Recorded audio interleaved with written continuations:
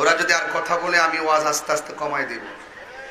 আমি শুরুতে আসার পর এখানে আড্ডা মারতেছে, আমি আড্ডা মারতে আসি নাই, মোস্তফার প্রেমের কথা বলতে এসেছি। কমিটির 7-8টা লোক মাঝে মাঝে ঢুকাই রাখেন, কে যেন আমার পরিবেশকে বিনষ্ট করতে না পারে। সবাই যে আমাকে আই লাভ ইউ বলতে আসছে বিষয়টা এরকম না।